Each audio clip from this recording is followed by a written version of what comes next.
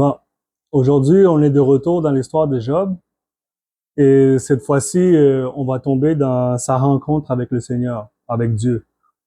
Et j'adore quand Dieu, euh, j'adore quand Dieu remet les gens à leur place.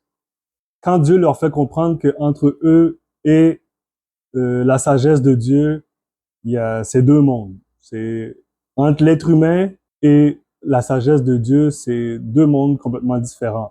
Et j'adore quand Dieu remet les humains qui se croient un petit peu trop sages à leur place. Là, Dieu va remettre Job à sa place en lui posant des questions que Job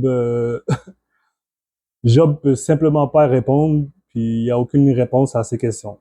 Le titre de ce paragraphe, c'est les défis du Seigneur. Le Seigneur commence à poser des questions et donner des défis à Job pour voir si Job connaît ce qu'il prétend connaître. Donc, voici ce que ça dit dans les défis du Seigneur quand le Seigneur rencontre Job. Premier défi du Seigneur. Ça, c'est le premier.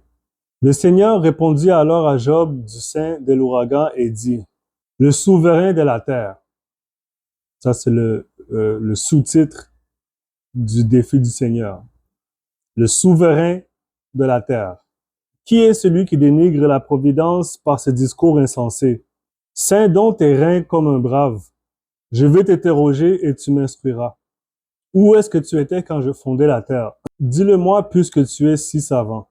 Qui en fixant les mesures le serais-tu? Ou qui tendait sur elle le cordeau? En quoi s'émergent ses piliers? Et qui donc posa sa pierre d'angle? Tandis que les étoiles du matin chantaient en chœur, et tous les fils de Dieu crièrent Hourra. Donc, dans les premiers mots qu'il y adresse, Dieu, il va direct.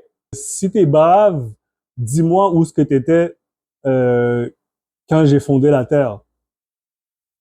Sur quoi repose la terre? Il demande les mesures. Est-ce que tu étais là quand les anges ont chanté à la fin de la création? Donc, il lui pose des questions que Job n'a aucune idée et ne peut absolument pas répondre à aucune de ces questions.